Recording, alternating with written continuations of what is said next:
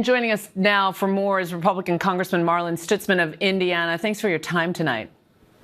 It's good to be with you, Juju. Thanks for having me. Now, President Trump told our John Carl today that there's more to come, quote, a lot more. And he also told the Wall Street Journal that the U.S. received more than just a heads up from Israel. And so far, this has been a conflict that has been between Israel and Iran, though we've just learned the U.S. is helping Israel shoot down and intercept Iranian missiles. What, if any, role does the U.S. have in this conflict?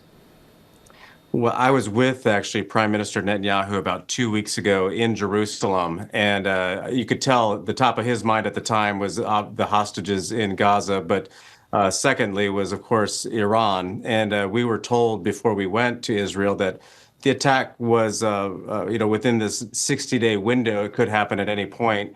And, and now I believe that, what Israel is doing is defending themselves and making sure that Iran doesn't develop a nuclear program. Iran doesn't need a nuclear program of any sorts, whether it's for utility purposes or not.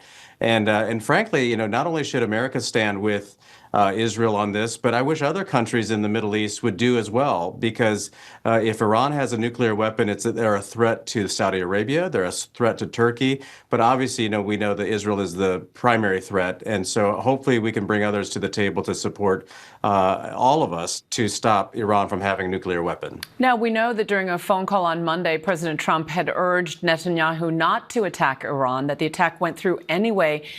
This is a move that presidents have urged Israel not to take. Is it in the U.S. interest for this attack to have gone through? Well, President Trump has been trying to negotiate and bring Iran to the table and to stop their nuclear ambitions for the last several months. And I think that's what we all would like to see. The Iranian people are under oppression as well, that, it would be better off if Iran put their nuclear arms down and joined the responsible world and realized that trade and commerce is better for all of us rather than war. We know that President Trump is still pushing for a nuclear deal. Does this attack, though, basically quash the negotiations with Iran that the U.S. was planning for this weekend about its nuclear program? Well, it could. But again, on the other side, one thing that we know is these dictators only respect one thing, and that's strength. While they should have known this from years and years of history with Israel, Israel is always going to respond strongly if they feel threatened. And in this case, obviously we do, and they should feel threatened. With the fact that they now have enough uranium enrichment to develop almost 9 atomic bombs. Right. Now, some of your colleagues in Congress today have praised Israel's attack. Republican Senator Lindsey Graham said game on, and House Speaker Johnson added Israel is right and has a right to defend itself. Democrat John Fetterman said, quote, we must provide whatever is necessary, military, intelligence, weaponry, to fully back Israel in striking Iran. Do you agree with Senator Fetterman that the U.S. should provide military intelligence and weaponry to Israel?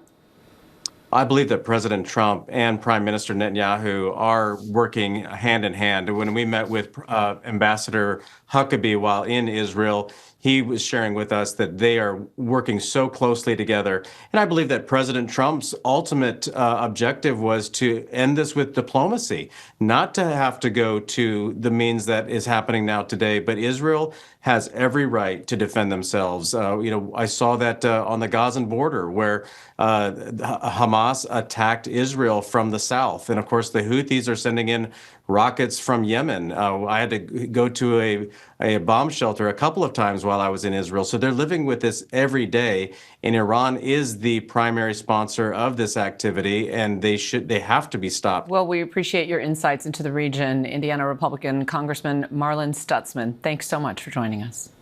You're welcome. Thank you.